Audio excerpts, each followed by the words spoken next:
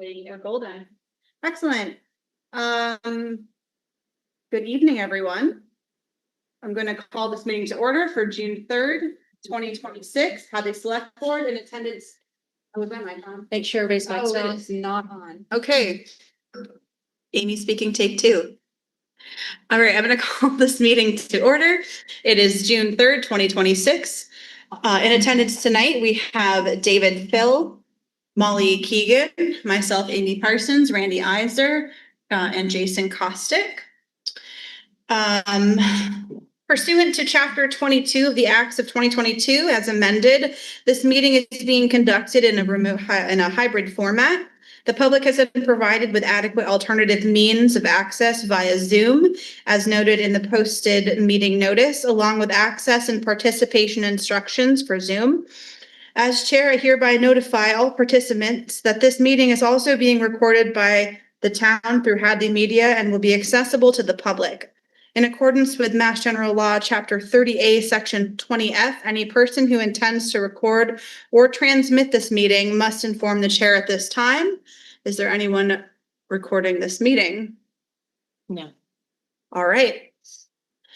Additionally, the virtual hybrid nature of this meeting is for convenience only. The board is meeting in person in a public location. In the event that there are any technical difficulties, the board will continue its meeting, notwithstanding the lack of continued hybrid access. All right. Moving on, we have an appointment, the OPEB report. Parker Elmore from Odyssey Advisors is here with us this evening. Thank you for having me. Hi. So, yeah, I was just saying, though I said in advance, I was going to share a presentation to kind of walk you guys through this if this works.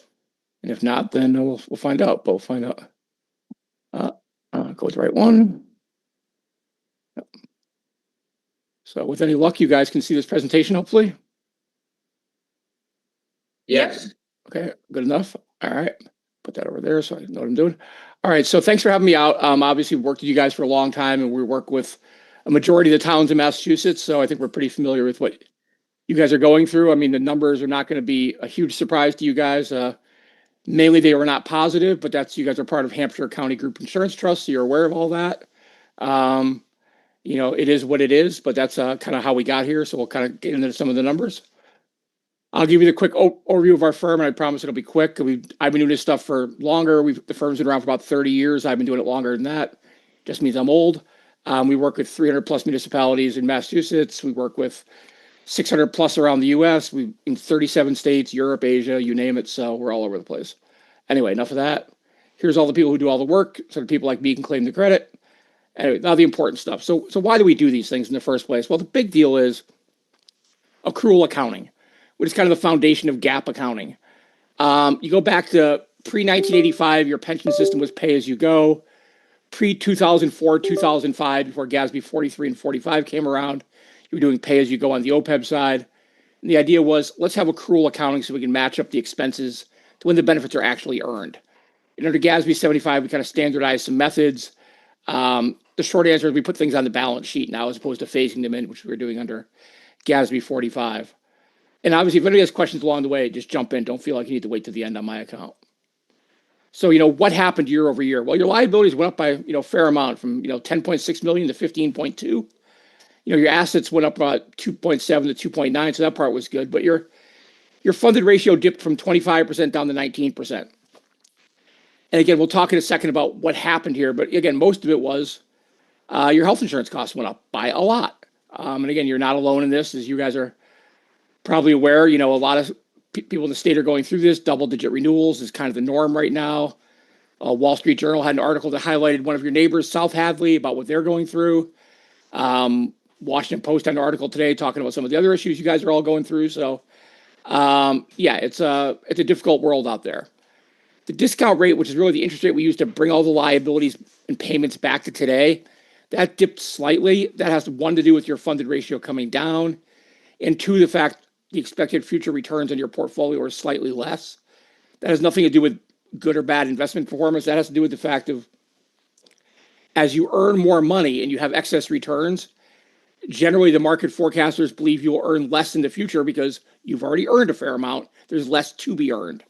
And we can avoid, we can talk Wall Street stuff all day long about future returns and stock market multiples and bubbles and everything else, but I'll leave that for you and your investment people. So here's an income statement model, if you will.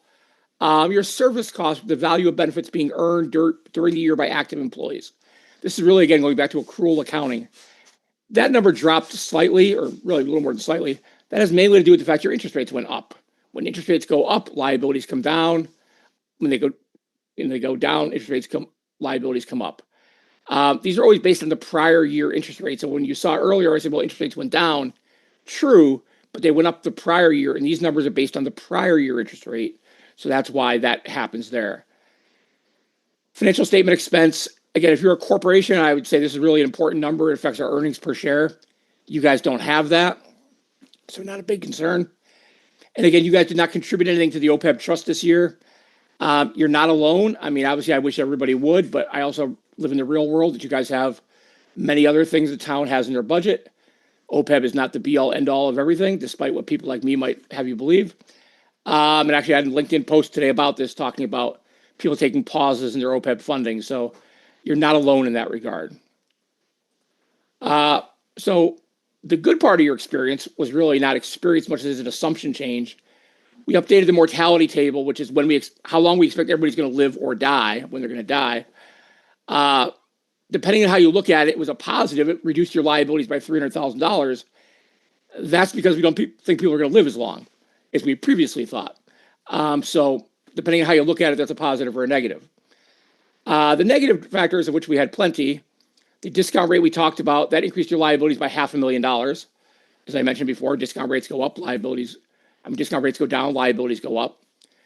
And here's the big one. Your active premiums went up by 53% versus the expected 12 over the 2-year period. That added about $1.9 million to your liability. And because of what we're seeing in your place and everybody else across the state and the nation, we've updated our near-term forecast about what healthcare costs are going to do, which added about another $1.8 million to your liability. Now, hopefully healthcare costs go back and be 2, 3, 4%. And that $1.8 million is going, our bad, not going to happen. Healthcare costs are under control. They're not going up anymore. Life is great. That's been my experience so far. The fiscal 27 renewals I'm seeing right now, about 12.5% to 15%. So right now we're still not seeing those 3, 4% renewals that I would love to see. So again, we will see what happens for fiscal 28, but fiscal 27 as of now is not looking promising. So what are the things that people like us use to calculate all these magical numbers and tell you have this, 19% funded plan? Well, the interest rate we spoke about, discount rate, that's based basically on future cash flows, and it's based largely on how you invest your money. Based on how you invest, you guys are expected to earn about 5.88% a year. That's the discount rate we get to use. Now, termination rates. You hire somebody today at 25. What's the probability they're still employed at 26, 27, 28? Okay, so we do all that. They make it all the way to retirement age. What's the probability they get retired at 55, 56, 57, and so on? Okay, they elect to retire. What's the probability they elect to cover themselves and a spouse with health care? And then healthcare inflation we talked about. We have a really complicated model for healthcare inflation. It's what actuaries do. If you guys said, hey, I'm going to assume about 4.75 to 5% a year from now until the end of time, you'd end up at pretty close to the same model that we have. Ours just has GDP resistance points and healthcare as a percentage of GDP and how much GDP is going to grow and how much population is going to grow. And it's a very complicated model. But if you said, 4.75 to 5, be pretty much in the same place. So what are the numbers that go into this thing? It's really your comprehensive medical. I mean, that's where the money is. And the big issue is really your average Medicare supplement plan. That's what really drives OPEB liabilities. Now, these active plans are what, hurt is wrong word, really impact your town budget year to year. These Medicare plans are what impact your OPEB liability because these are future liabilities. And OPEB plans are really retiree medical, which means it largely happens after people turn 65 and become eligible for Medicare. You guys are not out of the norm. Your costs on the Medicare side are actually pretty reasonable. I'm actually working with another town right now where we didn't do it, but talking to their brokers, we've come up with a solution to probably cut this number by a third. But we haven't implemented it yet, so hold off on that for now. But we're trying to implement that for 27, so we'll see how it all works. But we're trying to find ways to save employers money and also keep retirees as best we can harmless. So we think we found a way, but nothing is done until it's done. So we'll see what 27 brings. Funding, to fund or not to fund. We obviously work with a lot of people, so I can tell you, we did 422 of these valuations last year. 90% of our clients are funding to some extent. 35% of them are at least 20% funded. You guys are at 19 and change, so you're just a shade under that, but you guys are, again, in the top third, if you want to look at it that way. So you guys are doing well compared to your peers, but only in the OPEB context can I say 20% you're doing well. That's just the nature of the beast. And the reality is, pensions you are obligated to fund by law. It's not like you have any choice in the matter. You get a pension appropriation bill, you have to pay it. On the OPEB side, funding is voluntary. That's a blessing and a curse, because the good side is it gives you some flexibility.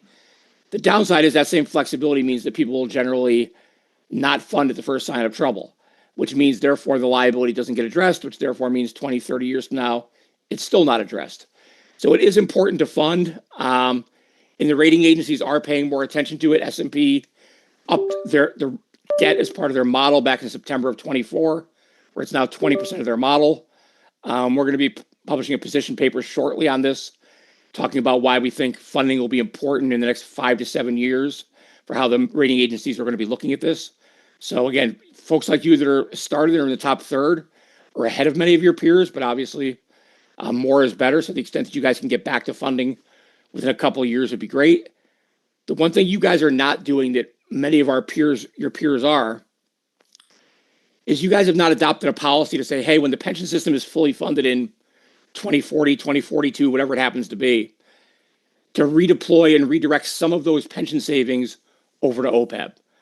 You guys may have it as an informal policy, but I would say probably 70% of our municipal clients in Massachusetts have adopted it as a formal policy to do that. So nothing you have to decide on today, but something I would encourage you to consider. How do I stack up? We talked about you guys are basically in the top third. To be in the top 40%, you'd have to be at 15.19 among towns. To be in the top 20, you got to get to 30%. So again, you guys are basically in the top third. Utilities are much better funded than everybody else. Not a surprise. They get to build it into their rates. So your water utility, your gas utility, your sewer, they can build it into their rates and they can fund. You guys, unfortunately, have to ask taxpayers for money, and that's a little bit harder to do. So you're not alone. Again, you're in the top third. You got a long way to go, but you guys are, again, doing better than most. I'm not really sure who you guys pick as your peers. We picked out some people to show you guys examples. The statewide average is about 5.9, and the discount rate, you're at 588, so you're pretty much right on the number. You're a little low compared to Amherst. You're a lot higher than Granby. Pretty comparable to Leverett. The service cost per employee, we talked about that before. This is the value of benefits being earned by the year by active employees. So it's about $2,000 per employee. The way I always look at it is think about it as deferred compensation. You're paying Mary or Joe $50,000 a year as a salary, but they're also getting a $2,000 deferred benefit in the form of retiree health care that they will get when they retire. So their real cost of employment is really $2,000 higher. The funded ratio we spoke about, you guys are slightly ahead of Amherst. You're below Holden, comparable to Ware. So you guys are getting slightly above the statewide average. I think you're doing fine there. Your retiree costs per recovered retiree are definitely much lower than the statewide average. Now, part of that is, I'm not going to tell you something you don't already know, it's geography. You guys are in Western Mass. The people who are around Boston have higher costs. It doesn't make your life any easier, don't get me wrong. But from a reality of per covered retiree costs, yeah, you guys benefit from a purely geographic standpoint. This just breaks out that service cost by function. Now, some of these don't mean a lot. Media has one person, so that tells me that they're younger than average. That's why their service cost is lower. Same thing with water enterprise, tells me their people are a little bit younger. Public safety, they tend to be a little bit, not so much older, but they retire earlier, so their number tends to be a little bit higher. Your town employees, it tells me they're a little bit older than the average in general. But again, you only have 21 of them, so it's not really it's not really a representative sample. It's not like I have 500 people I'm looking at. I'm looking at a pretty small sample size. The all important, what does the future bring? So you're going to see over here, and you see your liability go from 15 million to, $80 million over the years. And you go, the first people do is they throw up their hands, say, why even try? It's ridiculous. We can never do this. And I get that. So that's why we put together these numbers on the right-hand side as present value numbers, today's dollars. So over the next 40 years, you go about 15 million to 25 million. So you go up by about 60%. That's not small. But on the other hand, it's 60% over 40 years. So you can make small changes, incremental changes here and there, rather than trying to, hey, let me wait till 2054 and go, oh my God, what do we do? We're broke. No, you don't have to wait until 2054. So you can make modest changes now. You'll see the retiree healthcare costs right now are 374 for the employer share. That's going to go to $1.1 million in today's dollars by 2064. So that's why we recommend, starting to make changes now. You don't have to, you don't have to scrap everything and start over. You just have to make modest changes so that these numbers don't triple over 40 years, but instead maybe they go up by 20 or 30 or 40%. And that goes back to, again, why you're funding here, because as your net fiduciary position or these assets accumulate and you're 88% funded in 2064, you can start taking money out of the trust to pay these $1 million benefits. So that's really why we're funding. We're trying to provide ourselves budgetary flexibility in the out years. And that's why we recommend, out here when the pension system is fully funded, there's going to be several $1 million that will become available, as opposed to putting in $340,000 in 2044. Maybe you're putting in $2 million a year at that point. And now you're fully funded, maybe 2050, let's say. So again, that's not a decision for today, but that's something most of your peers are doing, and I would encourage you guys to consider it. If you guys want to learn more about OPEB, we have tons of content from our YouTube channel, OPEB University. We have trend reports, white papers, articles, webinars, you name it. I know I got a lot of stuff here, but questions, comments, concerns, things I can help with. I mean, I know there's a lot there, but don't feel guilty. But, anything I can do to clarify, I'm happy to. Parker, I had one question. Yeah. And I'm pretty sure we've talked about this in the past. Yep. But in your executive summary, you're referring to a Medicare buy-in. Yep. So we have one retiree or potentially a spouse over the age of 65 enrolled in the active medical plan. Yep. So, I mean, the good news is it's only one, and I'm not sure how cost effective it would be to try to basically, It would not be. It would not be, and I say it for this reason. If you guys had your own healthcare, in other words, you guys were buying your own coverage through Blue Cross, or you had your own group, it would make sense, because then you guys would get the full savings of it. If you buy it now, your guys' experience is shared with Hampshire County Group Insurance Trust. So you buy this now when you lower the entire trust bill by $500,000, but you're the only one paying for it. So you make all the payments and you share all the benefits with everybody else. So that's really, for people who are in a group purchasing cooperative, it doesn't really make as much sense as it would be if, say, you were a self-insured plan or a solo employer plan. Okay, that makes sense. And then is it possible, or maybe this is more of an HR issue, or question, but is it possible to have a policy that mandates that retirees can only go into a Medicare supplement plan? Yeah, and you do have that policy. Here's the issue. Teachers who were hired before March 31st of 1986 did not have to contribute to Medicare. So I'd have to look up this particular person, but I'm going to wager they are a retiree who was a teacher back in the day. Now, the upside is this population is declining. You don't have more people adding to it because the people that were hired before 1986, most of them have already retired.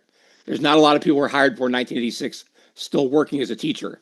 So you could potentially have one or two more of these, but it's a problem that's not getting worse, I guess is the best way to phrase it. Okay, no, that's great information. And I think the only other question I had was just on the inflation rate that was being used. It looks like it's at 2.5%. General inflation, yeah. Yeah, is that? It honestly has very little to do with your liabilities, because we're using healthcare inflation. Where it does factor in, I mean, I'm not going to say it has no thing. It impacts our long-term healthcare trend rate. Again, if you believe that the Federal Reserve is going to get back to 2% at some point, I would love to believe that. I don't currently believe that. But But if you look at our models, again, we've got a 2.5% CPI. We've got a 1.1% real GDP over time. We've got a 1.1% excess medical care health cost growth. We're trying to limit GDP to 22.5%, healthcare as a percent of GDP, and we're going to start doing that in 2060. So we've got a lot of models going in here. But the inflation has a very limited impact on general inflation, has a very limited impact on the numbers. Okay.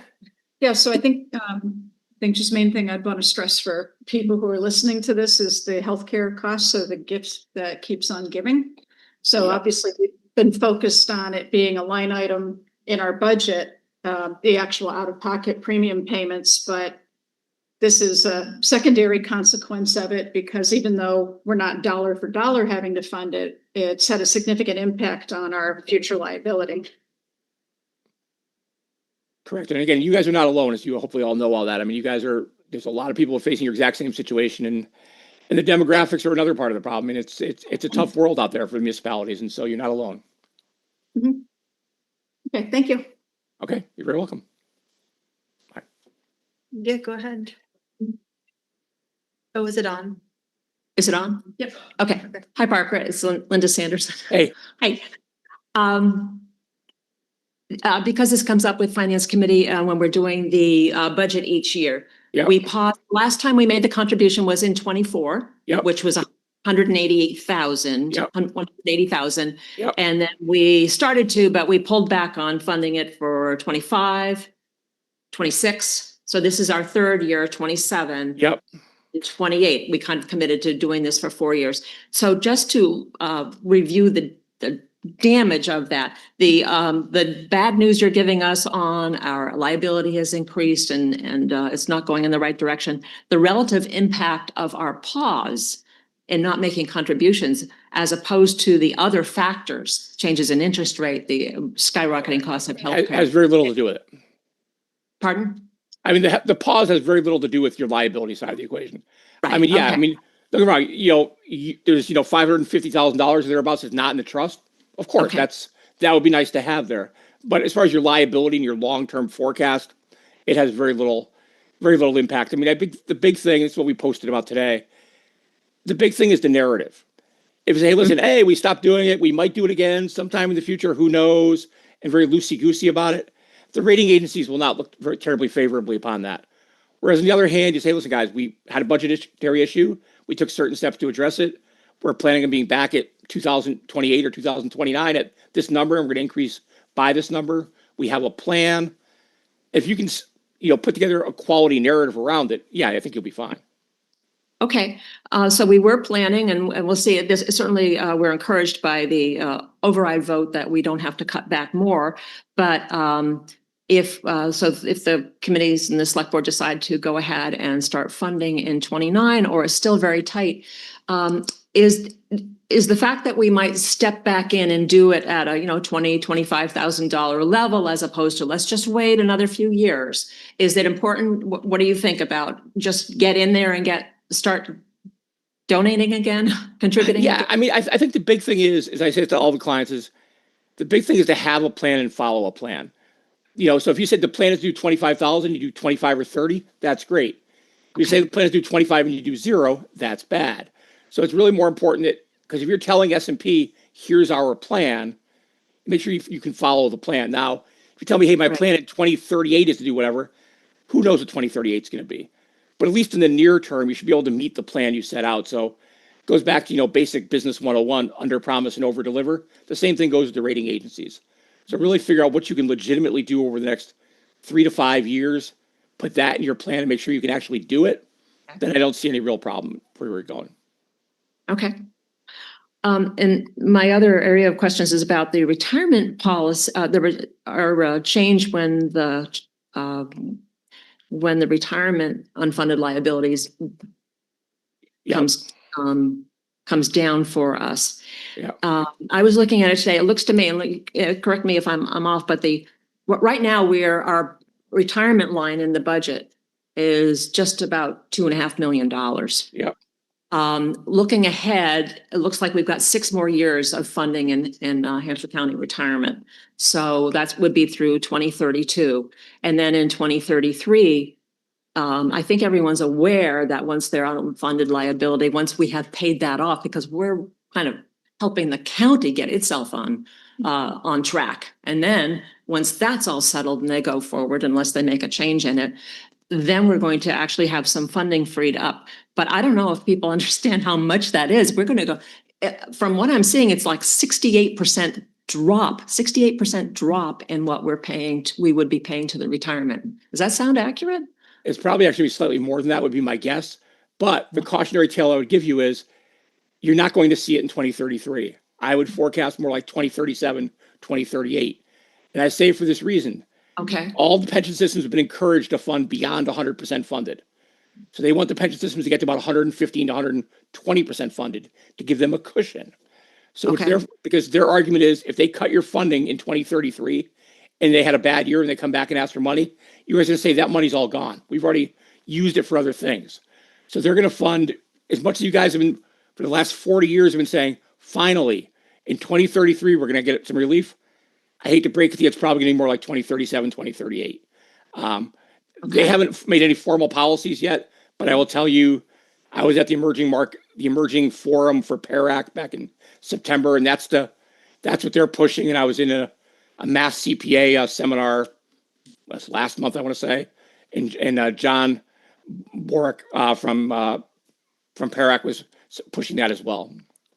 Okay, well, that's interesting to hear. So even though their 27 report shows charts that it's stopping in 32, you're saying that's very likely to change between now and then and extend it out. Again, that funding Makes schedule, sense from their perspective. that funding schedule is to get you to 100% funded. That's all that funding schedule is for. That's all they need to get approved by PARAC. That doesn't mean when they get to 2033, they go, by the way, here's a new funding schedule. And then you go, I didn't sign up for that. And they go, yeah, that's fine. We still need the money. So that's my only point. It's the, for certain people, don't be buying green bananas would be the same kind of a thing here. Maybe don't plan on spending that money in 2035 just yet. I mean, I would, plan a little bit later. Darn. Okay. All right. Well, that answers the question that I would have had about maybe we just wait until that point and start shifting the money over. But it's good reason then to just go ahead and start with the 25,000 as soon as we can and just get in that habit of making the contributions. Yep. So, and I was surprised to hear, I didn't realize that towns were actually adopting formal policies about how to deal with that savings, I guess it is, when the retirement goes down. But is that, you said, are they? Yeah. Do you have a sample? Yeah, I can give you samples. Yeah, I can give you samples. Okay. Yeah, I mean, again, I would say that probably 70% of towns are doing it for two reasons. One is whether we agree or disagree with the way the GASB has defined how the discount rate is calculated, it factors in your future expected contributions. So right now, I'm expecting, $300,000, say in 2040, let's say. If your pension system, you said, hey, we're going to send 75% of the freed up cash over there, now I'm expecting $3 million. So when I discount liabilities back to today, I get to use a higher interest rate, and therefore you get to show lower liabilities.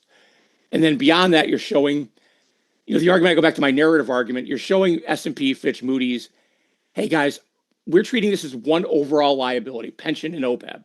The law requires we fund pensions first. We're doing that. Now, when we finish filling up that bucket, then we're going to take the money and it'll spill over into our next OPEB bucket until that bucket is full.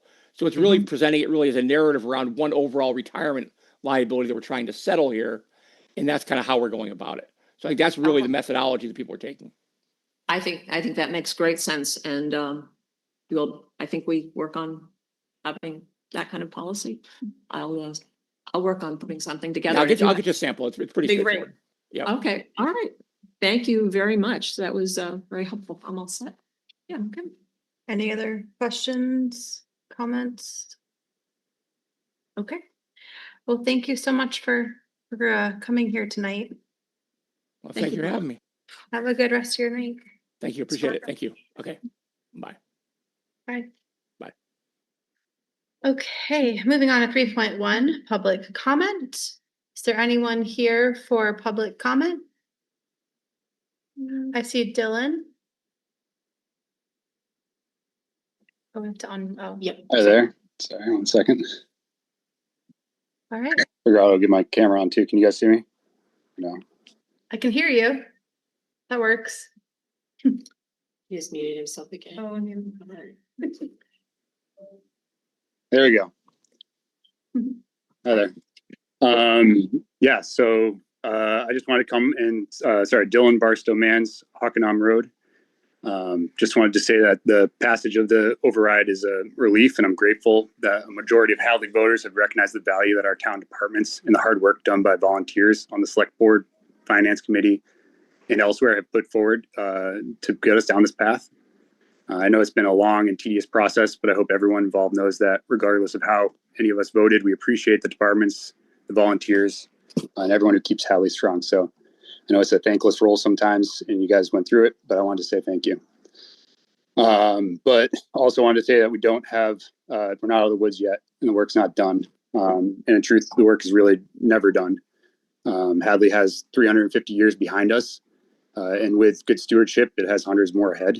And each generation has a responsibility to balance growth, changing needs, affordability, and the character of the town we all value. And that responsibility does not end with a single vote. The override just helps us reconcile issues from the past, but now we need to turn our attention to the future. And my biggest takeaway from the past several months while we've been going through this is that Hadley, like many other communities around us, have a budget resilience problem.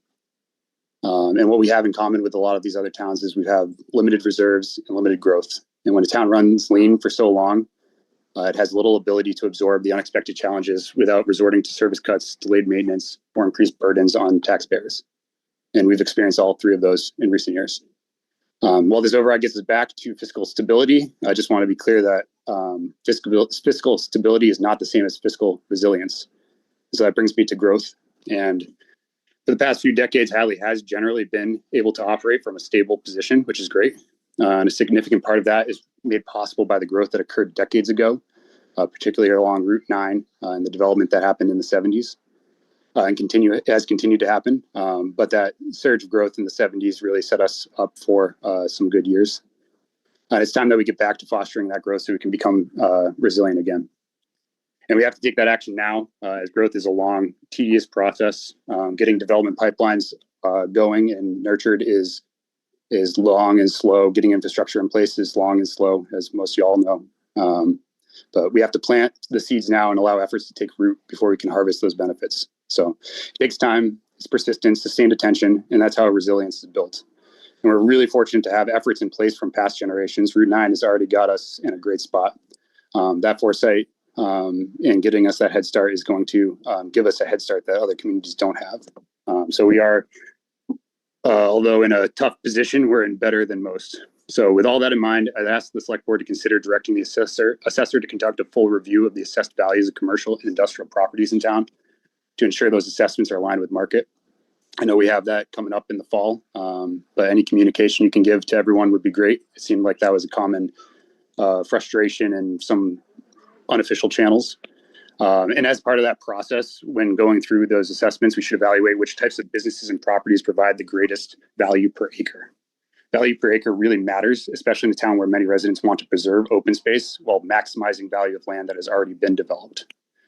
So we also need to consider scale. The scale of these problems, as we're hearing from that OPEB presentation, is we need to change how we view the problem ahead of us. We're not going to solve it with some ones and twos. It's going to take a vision and it's going to take some serious growth and changes. So finding the highest and best use of already developed land before looking elsewhere can help us preserve that open space we all love, create new business opportunities, and generate additional revenue for the town.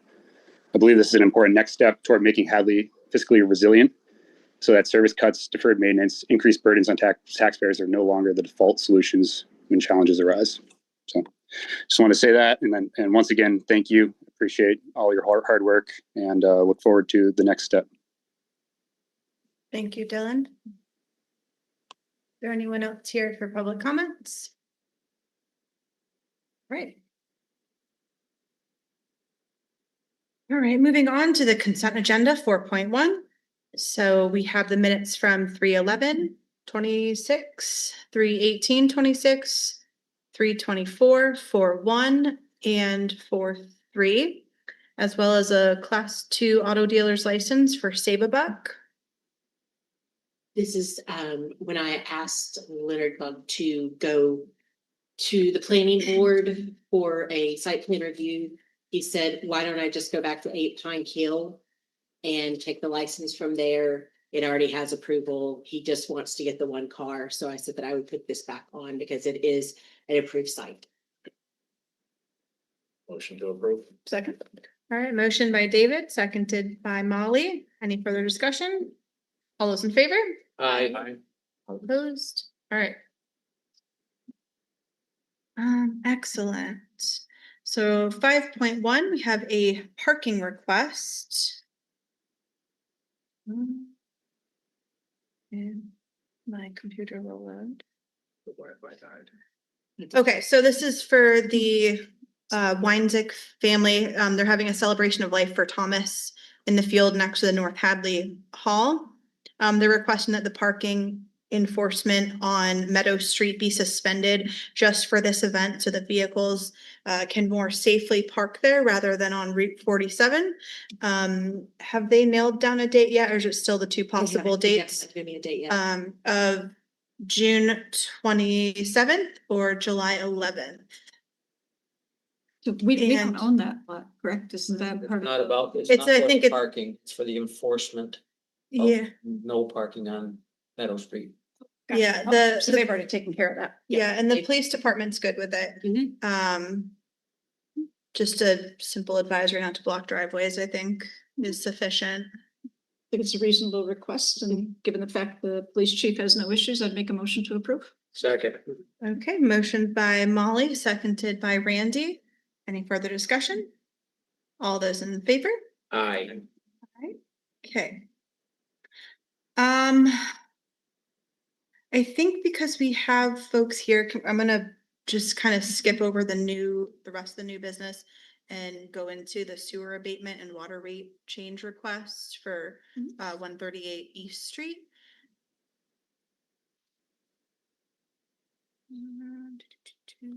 Pull this up. Hi, everybody. Happy birthday, David. So excited. I got here a little late. I'm Josh Tudrin, 21 Chimera Road, and I am the treasurer of the Young Men's Club. So I'm here representing them. I'm the best representative they have. All right, so you're asking for a couple of things, right? Yeah, So that you're asking for the full abatement for the sewer charge. Which I think that is not an issue. And then I did have a couple questions though about the what is that in the pavilion?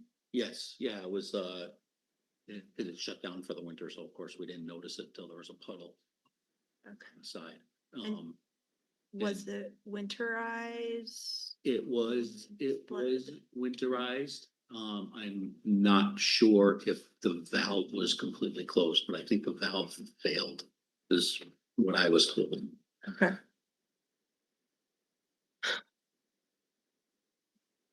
And then I was gonna say, and then you're looking for the water to be charged at the agricultural rate. Yeah, we're looking for a break on the rate for the water. That's. I don't have anything to add other than, please.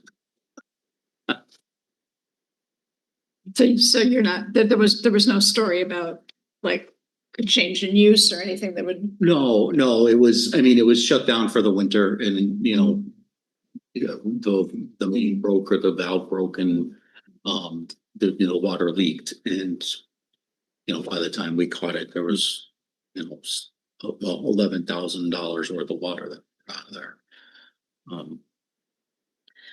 But none of it touched the sewer, so I'm fine with that portion. So should we vote on?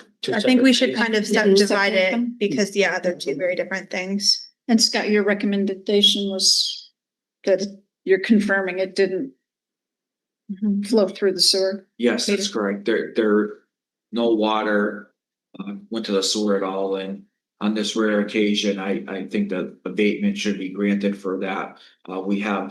There's proof that it never went to the sewer. The building wasn't occupied at the time and it was shut down internally, so there was no occupancy to use bathrooms or anything like that. So it was definitely nothing went down the sewer. We know that kind of for a fact, I guess. So in this one rare occasion, I think the abatement should be granted for the sewer.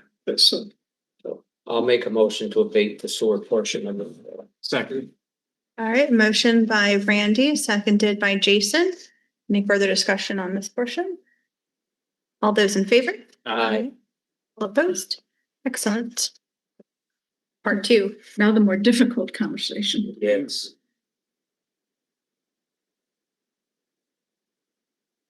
So, I mean, from a precedent standpoint, once it goes through, we've had many cases over the years in front of us where, homeowner, whether it was, a landlord with a vacant property and the tenant and the toilet was running, there are leaks outside and it's going somewhere that you can't see it until, just like you're saying. The position that we've taken as long as I've been on the board is really the maintenance is the responsibility of the property owner. Okay. And once it goes through, the measurable meter, which it appears that it did, that, we're not likely, I'm speaking for myself right now, to abate the water, but what we have done is tried to enter into some sort of a payment arrangement, recognizing that that's a pretty big chunk of change. That's the history according to me. So I concur with your history. I agree. No, and I agree with that. I would say this is a little different though, only because it's I don't know if it's how to phrase it, a community organization or a nonprofit or whatever you want to say, where, I believe you guys have donated field space to the town and all kinds of stuff, like when the fields were under construction. Yes, yep, yeah, they use that for practice and some games and. Yeah, And we always have, yeah. and we always will. Did we pay you for that or was that donated field? space? I do not believe we got paid for it. Okay. That was prior to my time as treasurer. We haven't had to use them lately. But I don't believe we charged anything for that. So, and I'm not a member, so just to be clear, Yeah. so, but, so that's why I'd be somewhat inclined for the agricultural, not forgiving the whole amount, obviously, and I guess you were watering the snow as an agricultural purpose, so. But, Just increasing the aquifer back, Yeah. returning it. so that's why I would be kind of inclined to accept the agricultural rate, but not forgive the whole thing, but that's kind of where I'm standing. Yeah, we're not asking for the whole thing to be forgiven. We know we have some responsibility. So with the agricultural rate, that would bring it roughly down to about 5,300 Wrong, what's the? from $11,268. 260. So about half. Mm-hmm. Yeah, it would go from a rate of $8.95 to $4.25. So it's a little less than half. Yeah. Does the ag rate cover our costs for producing? Cubic foot of water or whatnot? Or are we? I would say the average. We're not getting rich off. No, I'm sure, but we're also not losing. money, We're not right? losing, I mean, it's a tough thing, I'm just, you folks at the rates and, know what's involved, so just. So I'll just throw one other talking point. So first day after a very painful override vote. Excellent. And I know for one was happy the vote turned out that way just for this reason. Yeah, and then I think, you know, and we'll be talking about our takeaways from all of that afterwards, but I think certainly one of the takeaways is people want to make sure that we're ensuring that everybody's paying their fair share. Mhm. And I know perfectly fond of the Young Men's Club. It's not, you know, anything specific to you. And I appreciate the donation. My kid played baseball on those fields, you Yep. know, over the years. But we have not made that sort of concession in the past. You know, would that only inure to like the Legion and the Young Men's Club? Because the Legion provides us with space for the parade. I mean, I worry about where we draw that line. And if we set a precedent now that we're going to be in a tough spot with pretty much every other party that's come in front of us and we've said no, with the exception of where we've accepted responsibility that it was a town, you know, billing error or a town issue. So that's just, I just want to throw that into the conversational mix. Yeah, I agree with you, Molly. I thought about this earlier as far as the override and the fact that basically what everything you said, we do have to be cognizant of what people are going to think. And I agree with what David said as well. So this is a tough call. I mean, the club has been very good to the town in terms of field usage for a long time. I think that probably ought to carry some weight. If we had to send the kids someplace else out of town, it would have cost us money for busing and whatever else, whatever other kind of costs we would have. So I don't know what kind of concession we can give here, but something would be appropriate, I think. And as far as setting precedent goes, I don't think we're going to have anybody else come before us that says we donate, you know, the use of our property to the kids in town. I'm not sure you guys are looking at it. I'm not trying to get involved with this, just to throw it out to you. No, obviously ag rate 425, residential 750, 895 commercial. And are they get charged commercial rate? Yes.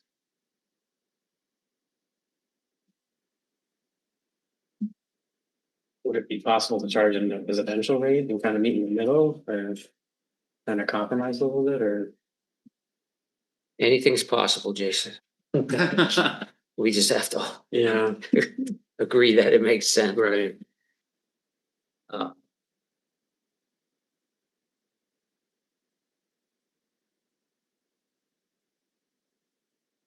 Maybe instead of trying to figure out the rates based on whether it's agricultural or whatever, could we say, you know, to meet in the middle, like 25% off or a percentage off? Is that possible? Does that work for billing and? Or does it have to go by a rate value? So Sue is on here, but I don't know if she's prepared to speak to this. And I always hate calling people out like that, as they're at a meeting, if they're not on the camera. Sorry, when is the bill due? Well, okay, I'll throw something else in there. Let's say, let's say,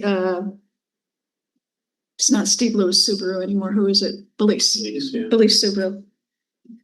I could be mistaken, but I think that they made a generous donation, maybe when it was Steve Lewis, and they donated a car to the senior center. They pay commercial water rates. Are we going to get ourselves in a situation where we have Liquors 44, Steve Lewis Subaru, who have also shown some sort of kindness towards the town in a monetary fashion? Yeah. But we're going to say, well, no, we know Mhm. if the same thing happened over there, sorry, it's commercial rate. That's what, this could become a slippery. So, Susan did raise her hand, so I'm gonna unmute her. Hi, Susan. Give her just a second.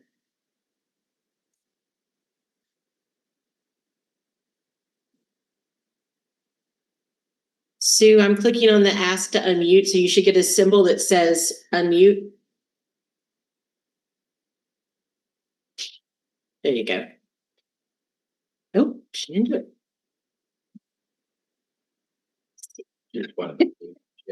yeah, she's just, I'm here. I locked down the meeting too hard. I'm sorry. Try No, it now. that's okay. Try it now, Susan.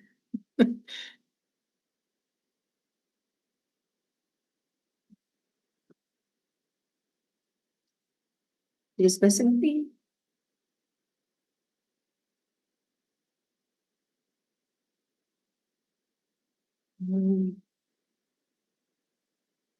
I'm asking her to unmute. But she's not clicking on it. She might be on her phone or something.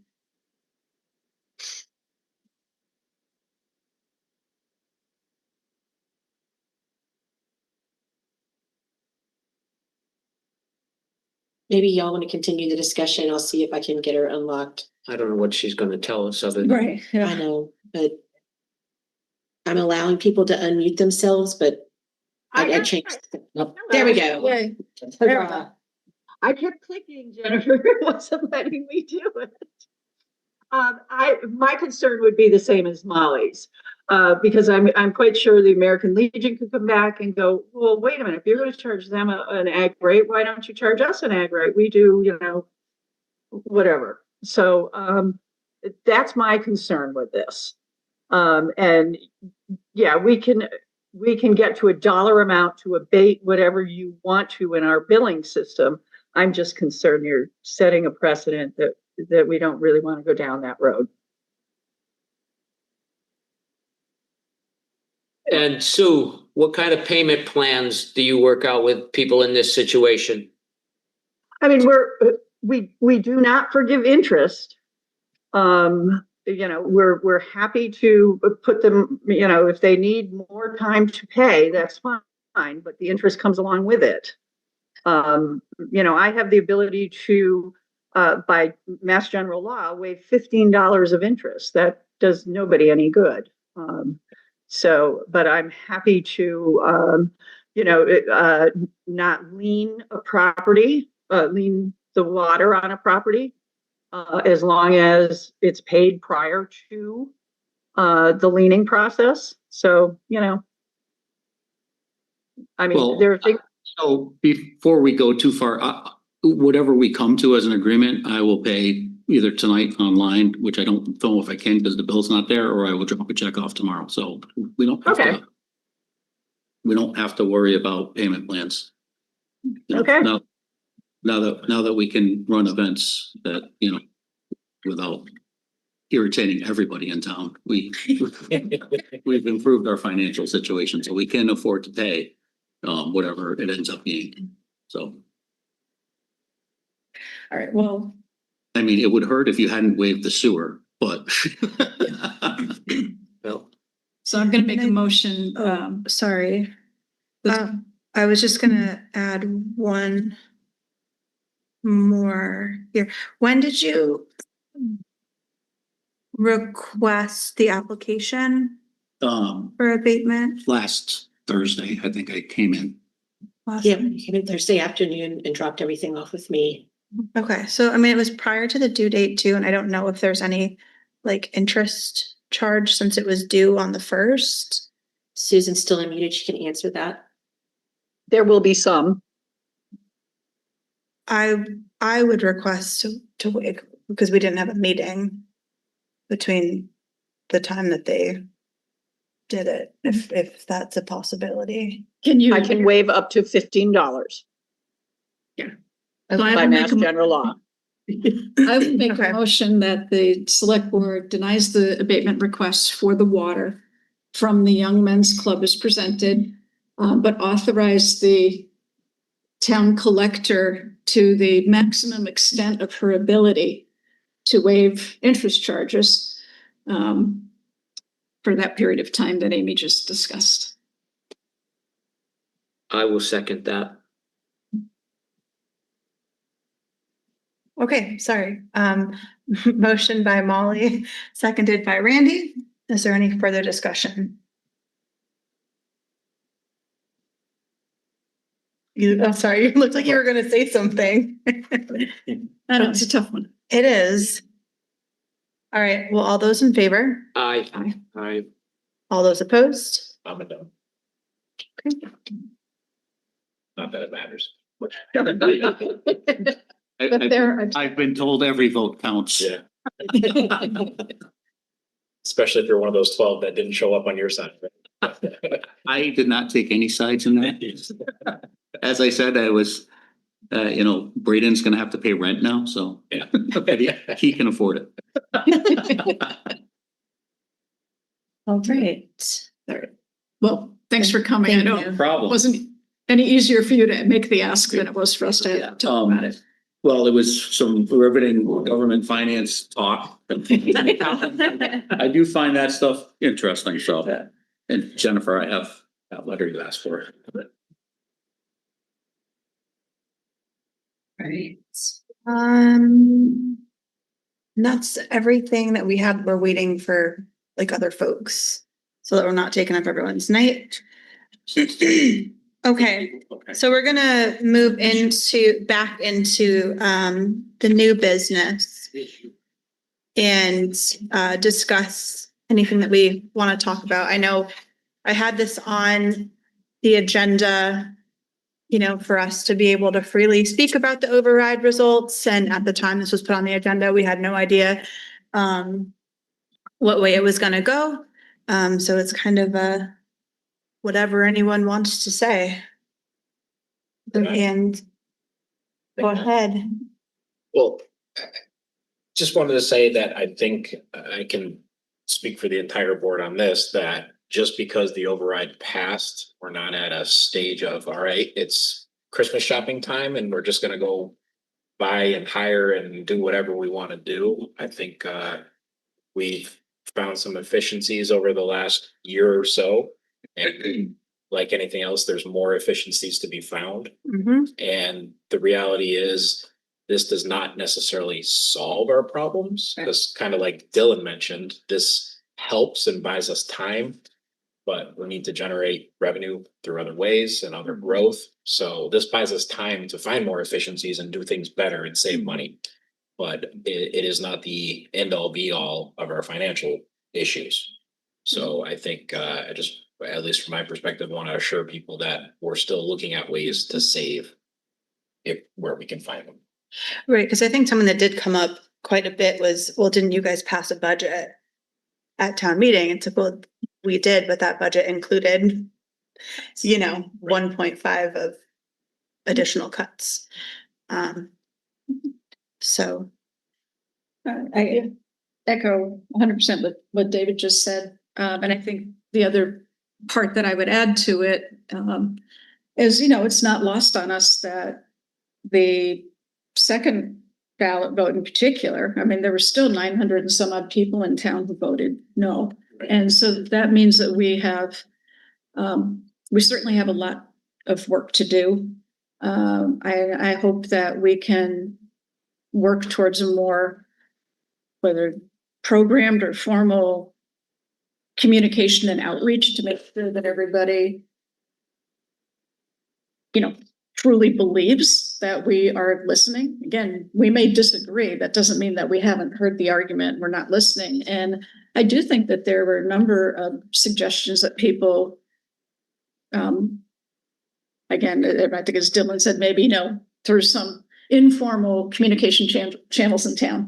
But some suggestions were made that are really worthwhile. And I'm all in on having us talk about those, whether it has to do with the revenue side of things, or as David said, making things more efficient. And we have opportunity in front of us because we're going to have some planned personnel changes just through natural attrition and retirements. So looking forward, no pressure, Nate, to seeing what some of the restructuring ideas might be as well.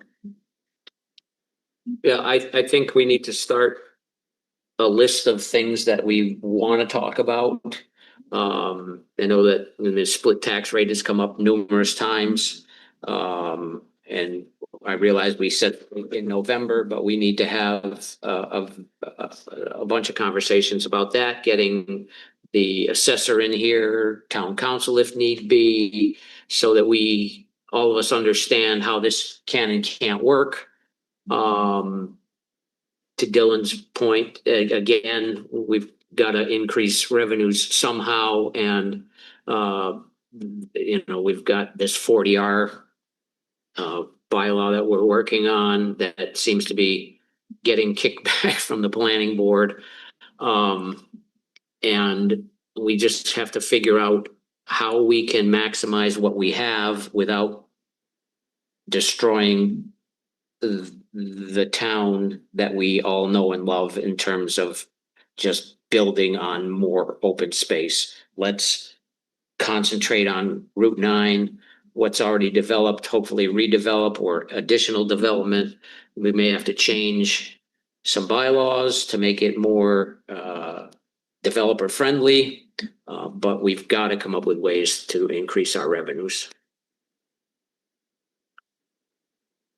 I agree with both David and Molly, and Randy.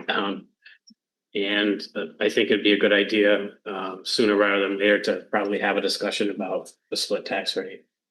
It seems to be a really hot topic going around in town right now, both in person and online. So I think that would be beneficial to at least have a discussion about that and kind of lay the facts all on the table, and, we'd like the public, if they have any questions. Also, I think we need to do something with all of our abandoned properties that are over the years that kind of just sitting there. And decide what we want to do. Maybe, we can, I don't know, just maybe bring some more revenue in that way. I would like to see if, we talked about all the extra property we have down by the river that's kind of falling into the river as time goes by, off Hockenham. That might be of use to the state or, one of the trusts in the area that maybe we could generate a little revenue off it. So I think all that should be on the table and looked at sooner rather than later. And for the split tax, Madam Chair, if I could request, we have a separate meeting just about that, because I think there's going to be a lot of questions and stuff from the public that needs to be addressed in that. Yep. So that's, that was going to be part of future 8.2 down there, but, Yeah.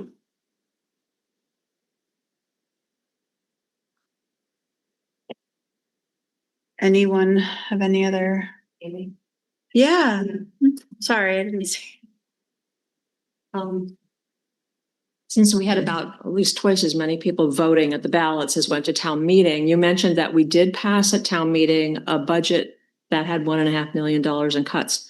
We also passed increases in the budgets, very specific as to what would happen if $850,000 override passed. And then we had another column for the additional for up to $1.5 million. So we already have passed the budget that fully uses the amount of the override incorporated. So I updated the handout that we usually have at town meeting showing what we originally voted, and then a column for what the new vote is. I think it's on Word docs as an attached document. And are we going to put it online too? I am. So, Yeah.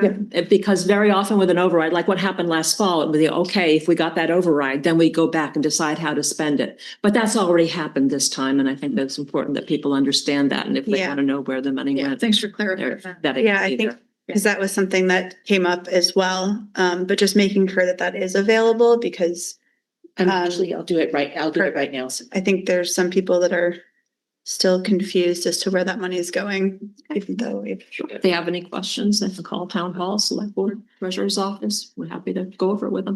Yeah, I've been thinking about the budget conversations that have been going on for the past 9 months. And I thought there is not a more transparent document than the town's budget. It's I feel that way. public. If anybody is curious, all they have to do is look for it, and it'll tell you where the money's being spent. Mhm. Oh, no, and we're very accessible. We're happy to talk to people about it. And they can explain Yeah. whatever their questions. Sue's got her hand up again, I think. Did you have something to add, Sue, or is this still from leftovers? No. I did have something to add. Nate and I had a conversation about what happens if the override passes, because we did discuss that, yeah, people would be talking about split rate. And so I've been working on not necessarily a presentation, but maybe a handout that we do, now that we have the override, what happens next? The setting of the values, town meeting, the classification hearing, every recap, everything right up to the tax rate setting process. And linking in divisional local services links that can discuss at much more length than, kind of a pared down summary of what happens. And I thought that might be helpful. Yep. Anything that increases transparency, public education, and the opportunity to learn is 1,000,000%, encouraged by us. I agree. I agree. I thought we need to do something because people certainly, everybody wants a vote on the classification hearing. Well, only you folks get a vote at the classification hearing, So, so I'm working on that. Okay, thank you. Thank you. And the budget is now uploaded on the town administrator page, which is where all of the budget information lives. It's there. It's the FY27 approved override budget. So it's there for anybody who wants to see it right now. And it is on board docs as well. Okay. Thank you so much. All right. Anyone have anything else? All right. We're going to move on to 5.3. This is something that we had put in place last year during a joint meeting with the finance committee. And this is something I think that we need to really take a look at if it's something that we want to keep in place. But we do have, I believe, 6 positions open, at least 6 right now, right? Right. Well, addition of the other positions that become open after the override vote, it's actually more than that. So yeah, there's a significant amount, and with the override passing, these are all funded within the budget. And so I think to keep things moving along, instead of waiting to have a by-board meeting to discuss with the finance committee, and also as they are an advisory board, that I would like to remove it. But that's why I had it on here for us to discuss, how we wanted to move forward. Well, I don't think our, correct me if I'm wrong, but past policies of boards do not bind future boards anyways. And since we've had an election and turnover on the board, I don't think the policy still applies at this point anyways. But we can certainly vote to formalize that yeah. hiring freeze. And I think people just need to know that we are not just gonna create a whole bunch of new positions out of this 1.5 million. Everything anything we'd be hiring for is already in the budget that was voted on the other night with the override. All right, so I would say that why did we get into this agreement with the finance committee 6 months ago, and now we want out? What has changed to make it not appropriate to meet with them?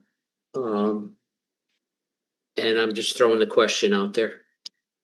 So I guess my thought is that, and I don't want it to look like we're now just doing an end run around, right?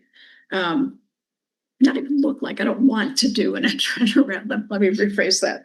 But I think I think what Amy's saying is, we know what these positions are. They were discussed throughout the process. Undoing the hiring freeze right now, I mean, it's just going to set wheels in motion, and I think it will still give us time to have a meeting with the finance committee to say, I mean, I'm thinking like the fire positions and stuff like that. I want to get going on those like now and give Mike Spanknabel and the new Deputy Chief. oh yeah, He's they're not on the Not agenda yet. tonight. He asked to come on the 17th. Okay, so giving them opportunity to move forward with some of those critical positions, but I mean, I still think we should have a follow-up meeting with the finance committee. Yes. Yeah, we should definitely keep them in the loop. So that's again, something I was gonna bring up in 8.2.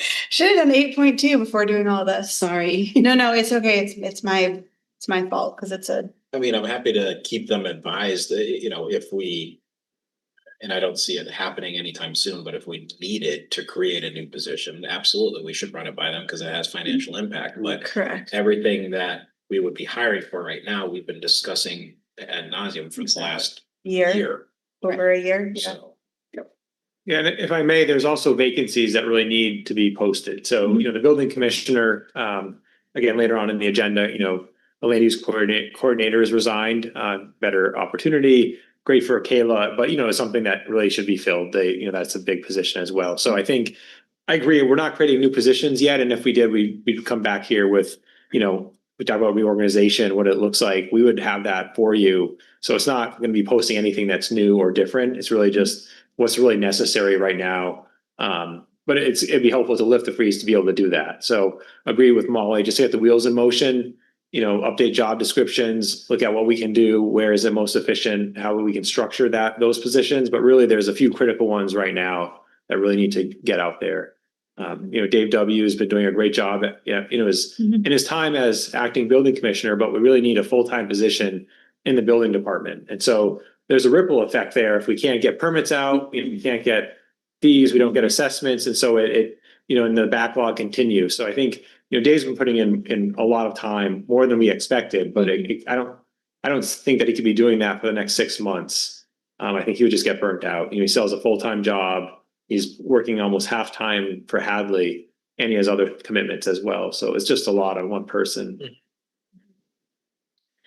So I mean, maybe I should have amended my ask, but for already budgeted positions.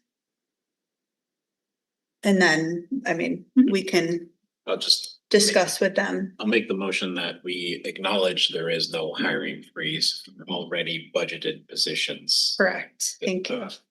Going forward. I'll second that. Okay, motion by David, seconded by Molly. Is there any further discussion on this topic? All those in favor? Aye. Okay. And that kind of brings us to 5.4, employees' appointments and resignations. So this is the official for Violet. Y'all y'all signed the MOA with the union at your last meeting. This is just appointing her officially to the position and making it retroactive back to May 20th. I'll make a motion to appoint Violet Suska as COA director, retroactive to May 20th, 2026. I will second that. All right, motion by Randy, seconded by Jason. Any further discussion? All those in favor? Aye. All right. And the second one is making us very sad in town hall. And I think it's rippling out throughout the town, but Kayla Lubriel, our land use coordinator, is resigning effective June 22nd. Her last day in the office will be June 12th. Kayla's, as Nate mentioned, has a new opportunity. We hate to see her go, but we're really happy, but we'll ask you to accept that resignation. I'll make a motion to reluctantly accept Kayla's resignation. Second. All right. Motion by Jason, seconded by Randy. So if we say no, she has to stay, right? She does. Y'all can make that happen. I tried. I brought the dog. I brought the emu into town hall. She still wanted to leave. That was the one thing she was like, I was like, I'll get you a dog. And she said, I would actually take Jade. So. All right. Well, all those not in favor, say aye. Yeah, and I just want to say too, for the public, this was a brand new position that was created that Kayla filled. And the vast majority of people in town, unless you're on conservation planning board, right? I mean, they wouldn't have any inkling how much money Kayla saved us, how she kept things going. She really created the position, and it's going to be incredibly difficult to fill her shoes. So I just wanted to acknowledge that. And, obviously we all wish her well. Yeah.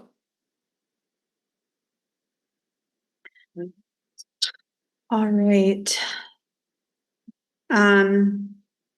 Nate, you're up. I'm up for the town administrator report. Before I get into it, I'd like to kind of reiterate the thankfulness for the community for voting for the override, and just thought there was a really great turnout. So, a lot of registered voters came to the polls.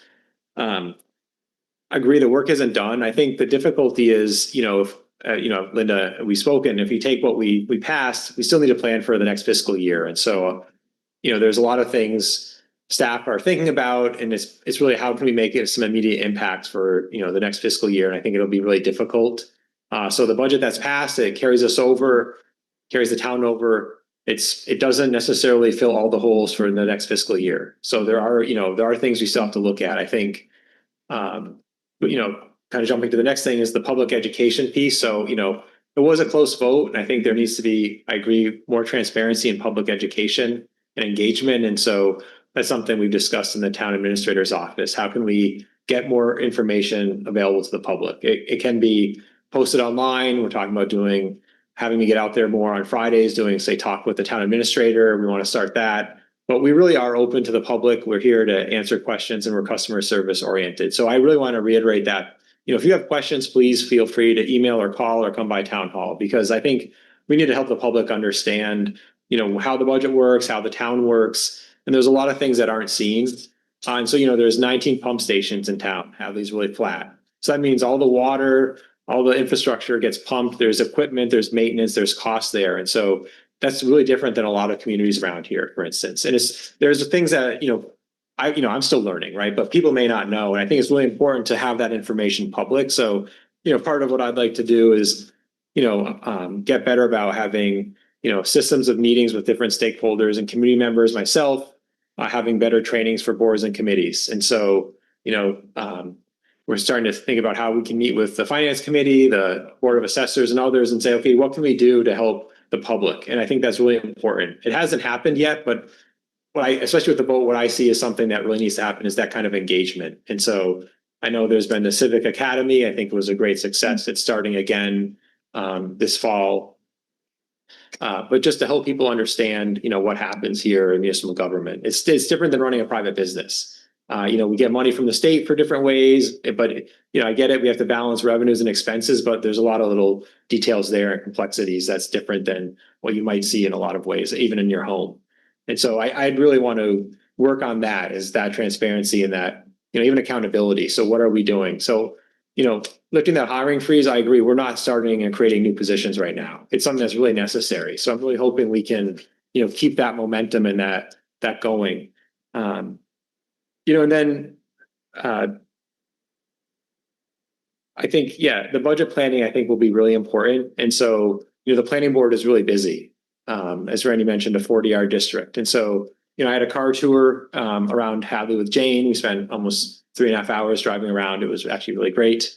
There's so much great open space and, farmland in Hadley that can be protected and should be. And then it limits where there's development potential or where there could be new growth. And I think there's a balance and creativity there. And so I'm looking at that, and I'll be, continuing to speak with you and the planning board and others. I think there's ways to make Hadley really successful. And so I'm really looking forward to that. In the TA report, it was not many updates. I did put in at the end, just today, my weekly email. So I've been trying to get better communication to the select board. And so some of those points are there. I think it's really important to highlight what is happening, with staff and other departments. And I'd like to get better at that. So, I'm hoping to roll in more department updates throughout town as things go. So, Public Works, applied for a lot of grants the other year. And they were awarded 3 or 4, bringing in over $1 million to the community. And that's amazing. And so there's a lot of effort there. Fire applies for grants. And a lot of those things may get unnoticed, but it all adds up. And I think it's really important. So PVPC, the Pioneer Valley Planning Commission, helps the planning board. And I met with them and really trying to work with them at identifying more grants and opportunities for Hadley. So there was an intern the other year that did that as well. Trying to also then figure out how can PVPC help augment, staff and volunteer boards and committees in town. And so there are a lot of opportunities, and it takes a lot of effort and work. And, they're willing to investigate that with us. And so I think that's great. Small amounts to big amounts. And so, for instance, the open space and recreation plan is out of date for Hadley. It's, last updated in 2014. It's a prerequisite to apply for a number of grants. I think Hadley would be very competitive for. So PVPC said, there's some money there to hire someone to do it. And so it won't cost the town any money really. And so we're trying to get that going so that maybe in the next year we could apply for grants either for recreation or open space or other things that plan is required for. And there's a process there. So I don't want to say, this is going to be great and it's going to be quick, but it's something that I think, we can do. And so it's things like that, getting Hadley ready, agree for the next chapter. And any fixes are really, might be a year or 2 out, but that's long-term in terms of the budget. And so I'm really trying to think about, what are the efficiencies and what are the ways to make next fiscal year work? And then long-term, 3 to 5 years out, how do we make Hadley stable and resilient? And I think there's ways to do it. And I'm not saying, let's go change the town, right? I think everyone I've heard from really values Hadley. They value a lot in the community. And I think that's really important. So I just want to say that I'm not going to come in here and say, I think we need to change everything. I want to hear from the community, from boards and committees. But I think there's ways that people already working on it to make Hadley strong and stable, especially financially. And, how can you have strong schools, communities? The recreation department does so much with volunteers. So Hadley's blessed with a lot of volunteers. It's amazing actually when I hear it. And so I don't want to lose that, but those volunteers are getting older and aging. And I don't, to backfill, that's going to be really difficult, but also really important. So, on the planning board, we have people that take on a lot of the work that most communities don't do because they have the expertise and skill. And so that's where the land use coordinator position is so important. And so, same with the ZBA or other boards and committees. And the fact that we have that, people might not realize they take the minutes, they write decisions, they do a lot of the research. And so it's volunteers putting in a lot of their own time. And other communities will say, how does that get done? And it just doesn't get done then. And so Hadley's really blessed. I think there's, a great commitment to the community. And so, I'd want to, emphasize that and just say, I think there's a lot more we can do to gain trust with the community, especially with education. And so that's going to be something I really want to work on this next year. Is just trying to, how can we get the public to understand more of what's happening in town? The website, it's out there. And I will say there's a lot of information there. It's hard to find sometimes. Not the fault of how it's organized, it's just a lot of information, but I'd love to figure out, what are the pieces people really want to know and how can we make it more available? Is it like a budget summary that explains it a little bit better? Is it that FAQ sheet that Susan was talking about in terms of understanding assessments and how that, the budget cycle works and tax hearing, just so that, people can be informed and ask the right questions and help guide the town. I think that's it. I mean, I could go into some details, but I put my weekly updates in the report, so it is public, so people can see it. I think it's really important to see what's happening. And there's a lot that goes on. It's pretty amazing. So. Thank you. Thank you. Okay, moving on to 8.1. So liaison, does anyone have any liaison reports and updates? And I believe we are going to be discussing Reassignment time. reassignments for the upcoming year. Jason gets them all. Thanks. So, do you want us to, do you have the list? It's- I can pull the list up and I can tell you what I have for everybody right now. Is there anything that anyone wants to keep? I would like to keep DPW. Yeah, and I'd like to keep public safety. And I would like to keep the school. Okay, so, that's good. So then, can I tell everybody what they have right Yeah. now and then we'll go from there? So Randy, right now, your Public Works, CDEI, which is the Committee for Diversity, Equity and Inclusion, Cemetery Committee, Conservation Commission, the DPW Facility Committee, which I think might be tabled at this point, Planning Board and ZBA. David Phil, you have General Government, Capital Planning and Finance. Amy, you have Library, Agricultural Commission, Schools, Community Preservation Committee, Historical Commission, and Library Trustees. Molly, you have Public Safety, Housing and Economic Development, UMass Liaison, Ambulance Committee, Cultural Council, and the FOG. I had you as FOG. Is that right? Okay. Government. Yeah, and then, yes, form of government. And then Jane had Council on Aging, Hadley Media, Board of Health, the Climate Change Committee, and the Digital Equity Steering Committee. I feel like I have a lot. Who? I was gonna say, I feel like I have a lot and I feel terrible. That's a lot of committees. Yeah, we have a committee for nearly everything. So, is it possible for, I'm not saying that I don't want to vote on this tonight. I'm just saying, could we have like a list of it and then Think about it. think about it? Are you guys okay with that? So we can very kind of. Yeah, we can. Well, yeah, I just, Wheel and deal. Give it to us if you want. so no, I just, you mean in public later, you'll deal it out. in public, Yes. in a meeting. But like, just so that we can kind of look at it and then so that you can know also all the boards and because I mean, you know, you probably Jane don't. said he's gonna take everything Jane was doing as an intro. Wait, everybody's talking for me tonight. No, but just so that you can see and you know, kind of, That's a good idea. you know, Yeah. dip your feet Sure. and then, Fine with that. I'll And bump that over to the 17th then, Sure. sorry. and I'll email y'all the committee assignments, probably tomorrow morning. Okay. And I was gonna say it in the announcements, but the 17th is the one meeting that I won't be here and I won't be able to log in because I'll be in a different time zone. So, but I can like reach out to Amy or you ahead of time. Yeah, just, Like about Molly might get. That's what We might get a few extra. Sign in at 5 o'clock in the morning. I was just thinking, maybe that's not the meeting not to be here for, but. Chance you gotta take. Okay, thank you. okay. I was gonna say the next meeting is the 17th. Okay.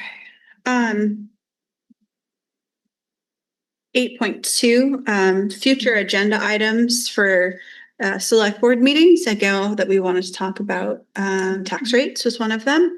I know that I think there are some people that expect us to like hit the ground running and just hitting it hard, but I also don't want to burn ourselves out over this summer. So everything that we talk about tonight to put on future agendas will happen. It just might not, based on how heavy our agendas are, gonna be like the next meeting. It could be in July as well. So I know one of them was tax rates. Split tax rate, yeah. I mentioned like all our properties that we own. Yep. and Buildings that, Yes, I think we should talk about those. by the wayside that we aren't using right now. No, that's good, because I was gonna say Russell School, but I think having That's it, what I was, yeah, it's. but I think having it umbrellaed, Yes. you know, exactly. gets Yep. us Yep. able to talk about more than just a singular item. Right. Mhm. I'd like to talk to the planning board at some point and see what their plan is for possibly increasing the amount of commercial zoned areas. So we could possibly foster development along Route 9. And specifically, I'm talking about Route 9, not in people's backyards, but I would like to get a joint meeting with the finance committee at some point as well. And I mean, this is more of an overarching, and I think Nate's kind of heading in that direction anyway, but and Dylan used the word sustainable. I mean, we need to be moving towards a sustainability plan for the town, which is going to incorporate a lot of these pieces. But I'd also like to throw in organizational structure, which goes back to the form of government committee, and if we want them to reconvene, because I think we didn't dissolve it, we just tabled us, I should say, because David and I are on it. And then start talking about some other things that we might want to see even come to the fall town meeting. And then I also wanted to know where we're at with the IAC, if that's still Contracts with them, I'm just waiting for a signature back, okay. but And then also looking to the future as well. I emailed in the oh my gosh, the MOA that I sent to Ken, I also asked to start thinking about working for the new plan, looking at insurance for the future. So Okay. hopefully when he sends back the signed agreement, he will also say, yes, let's get going on that right away. Okay, so just something, and again, not next meeting, but just keeping these things on our, like, list on our radar for the future. To piggyback on David's planning board concern, I think some zoning, we gotta adjust our zoning. Not only the district, but the bylaws themselves to allow more than what we do. Because without that, we're gonna go nowhere. If I may, just to add for a future agenda item, town administrator goals and, a work plan for the year. So just, I have my ideas, but it'd be great to, discuss it with every one of you and, hear publicly what's important. And, so in addition to the goals, it'd be great to have like a 1-year work plan. What are other things? And that can, to me, it can also spill over into what's a 5-year plan. Yeah, I think, Belchertown, just picking up what Randy said, Belchertown went through kind of a visioning and identity process last year. And so I know the master plan was updated not too long ago and it stays good for a while. So I still think we're within that. But, when I spoke with PVPC, we talked about, is there a way to have some kind of visioning, some, I don't want to call it branding, but some identity forums and have it be in a kind of a concise time frame, but really solidify what, how they would want, and then how do the policies and regulations support that. And so, I feel like I hear common themes, but it'd be great to just say, okay, here's what we think we're going to be doing. So for that next year, if we are looking at different zoning amendments or, organization of the town, how does it fit within that kind of work plan and that vision? And so I think that'd be really important, because if we have a good vision and everyone can support it, usually it's the details that get tricky. So people could say, we like the open space, we like development, and then it's like, okay, well, what does that development mean? And what does it look like for people? So, I think the planning board has done that a little bit with the 40R. You had a process, I think it's gone on for almost a year. But I think, kind of, to me, it's like, take that and apply it kind of more generally with the town, and how does it apply to me and to what I can help with, and how we can then move things forward in the next year. And so it's, both financially, how do we move forward? How do we look at the land use and the planning and all these other aspects of the government and town? And I think there's things that, with the state and our partners, our regional, communities we can work with. And so just kind of understanding what we think is really important can help guide my work for you. Okay.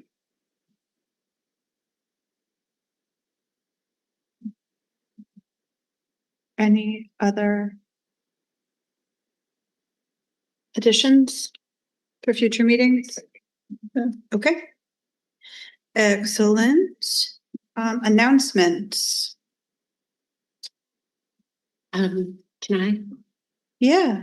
I just want to let boards and committees know that their appointments are coming due and they will be getting their notice at the beginning of next week. And we'll need to have them in starting July 17th for that meeting to do your reappointments for the year. So everybody needs to keep an eye out for that. And The appointments to the committees. boards and committees, Okay. yes. Okay. And also reminder of mandatory ethics training. Yes, everybody, yes, you'll also need to make sure that your conflict of interest and your ethics training are up to date. And if you don't know that, you can reach out to Jessica Spanknable, our town clerk. And I also want to mention that I heard really great things about yesterday, the work the town clerk's office had done with the 2 elections and a town meeting. Jessica and Linda, it's a party of 2, they really stepped up. And I know they have a lot of great election workers that came in and worked for us as well as that warden guy that sometimes comes in and does stuff. Yeah. But the town clerk's office really did a great job, and the election results were out. I think it went 8:04. Yeah. I mean, so that's kind of amazing. So just a little shout out to our town clerk for all the elections that she's run lately for the town. And David Phil for being able to type really fast and put it right out. You just wanted to be the first one out there. Yeah. Well, I watched it in live time on YouTube because Hadley Media broadcast it live. So we all watched it at dinner last night. So thank you for that. So yes. Prime time now. Yeah. Prime time. Yeah. So thank you. Announcements. Anybody have any? Okay, so tonight, select board would like to express condolences to the families, friends and loved ones of the following individuals. We have Alec McCretsky, Robert Massey, Dr. Jane Zapka, Michael Driscoll, and then Nellie Weinzick Matashevich.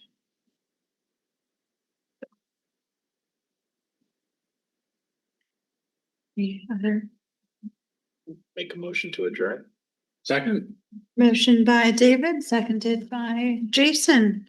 All those in favor? Aye.